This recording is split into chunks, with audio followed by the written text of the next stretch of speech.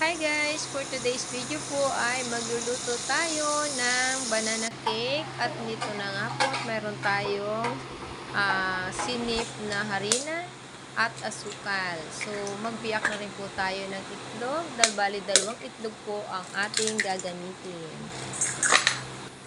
So ayan po at ating batihin or ating i-mix. At ilalagay na po natin ang ating asukal.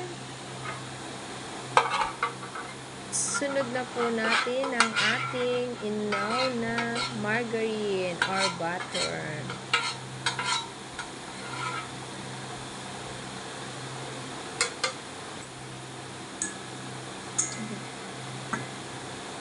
Lagay na rin po natin ang ating gatas or ibap.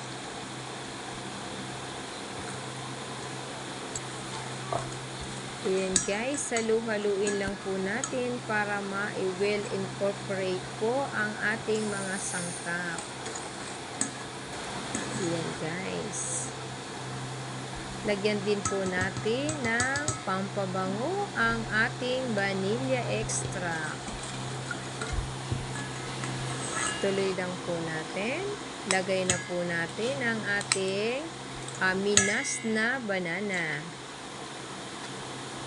Ayan guys. Saidin natin guys kasi sayang.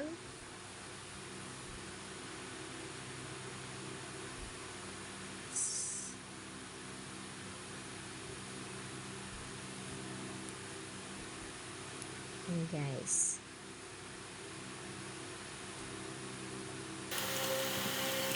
And then ating haluin. Isusunod na po natin ang ating flour.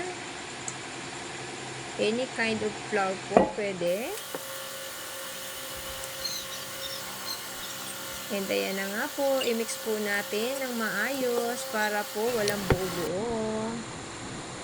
At kapag ganito po okay na, ilagay na po natin sa ating llanera.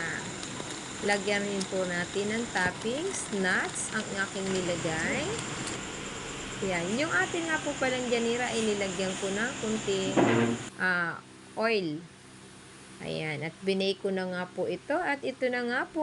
Luto na siya. Thanks for watching po. Sa mga hindi pa po pala nakapag-subscribe, pahabol lang po. Pa-subscribe po, pa-like, and pa-share. Ayan. Ganda guys, no? O, ayan po. Thank you. Bye-bye.